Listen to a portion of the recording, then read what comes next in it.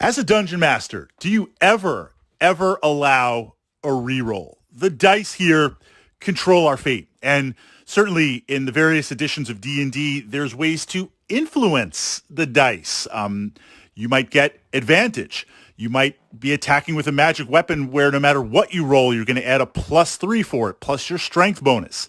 Different ways to kind of stack the dice. An example would be sneak attack, or if I'm a fighter using a weapon, I've got my primary damage, then the +2, +3, +4 magic strength bonus, plus maybe a D4, or depending on the system, a D6 for elemental type damage. So we're constantly trying to stack the dice to beat that number, whether it's a DC, a THAC0, or knocking down the last hit points of that monster. But once you cast that die, once you roll that die, that's it. The fate has happened. Do you ever allow a reroll? Now, the reason why I ask this question is, as a DM, we are looking to create this narrative. We're looking to explore a lot of different options. And within that, I won't even say house rules, but within that, all the rules are an optional experience to deliver the best D&D experience that you can. So if there's a way that you can incorporate rerolls, absolutely. So I would never say never. I would just offer how I play. How I play is you roll those dice. That's absolutely it, with a couple of very, very slight exceptions. Now, when we're rolling for hit points, level 1, you get the maximum amount of hit points plus your con bonus. As you level up at the table in front of everybody, you roll for hit points. You're going to get your con bonus if you have it. You roll for hit points. If you're playing an old school magic user from AD&D, what's the big deal? I got a D4. Yeah, I'd like a 4, but if I get a 1, my armor class isn't that great anyway, and I don't have a con bonus, and I don't have a ton of hit points.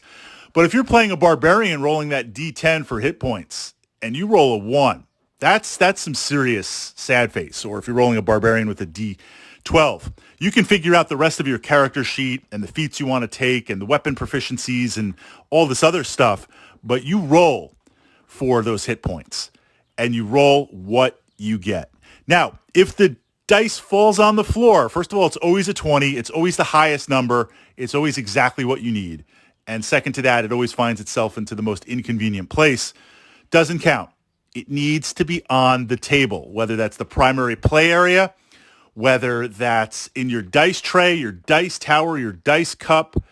That's where it goes. It needs to be on the table. I've had some D20s travel, right? It's coming down. The fighter and the ogre are swinging both at the same time, kind of AD&D weapon speed, where they're both attacking at the same time. Same initiative, same weapon speed, so they're both going to hit at the same time. Ogre hits. It's going to take out the fighter. Fighter's going down. He's down to 6 hit points. Ogre's really hurt. The ogre was really hurt. I think had 6, 7, 10 hit points also. Fighter's like, I've got it on the damage roll, but I got a hit. Rolling that D20. We had a long table. We're playing at this long table. D20's cast out, going across the table. Everyone's like, you can't mess with it. You can't touch it. But literally, I could see some players are like, start blowing on that D20 and slow it down because it's heading towards the end of the table. And we know it's going to be a 20 to hit. Or I think they need a 16 to hit, the THAC0. It's going to the table. Slow it down, right? Made it just to the end, just to the edge, stopped a few millimeters next to the edge. And they did hit. Fighter got taken out, but the ogre went down. It's all legit. It's all legit. As long as it's on the table, it's good. If it's off the table, you get a reroll. In terms of leaners or not flat dice, that's like a holdover from wargaming. I had a great friend. We still play a ton of war games. If it's not flat on the table, he's like, that's a leaner. And he's stacking dice on top of it. And he's like, you get to re-roll the leaner. And it's like, well, when you fail your armor saves, everything's a leaner. When I'm making my armor saves, everything's a leaner. When you're making your armor saves, it's not a leaner. I don't get that crazy is what I'm saying. If the dice isn't exactly situated, if it's obvious at what the number is, or it's in your favor, hey, as long as it's on the table, that's it.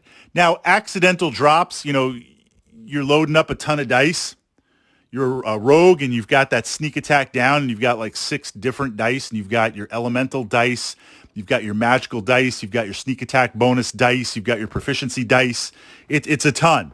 Or I'm casting like a high-level mage spell with a meta magic feat and like, here's my 16d6. Well, you came prepared. You came prepared. You didn't roll 1d6 16 times, add it up or write it down on a piece of paper and have to add it. No, you rolled 16d6. If you've got that and it's an accidental drop 1 or 2, that's okay. That's okay. Reroll, right? Well, you have to reroll.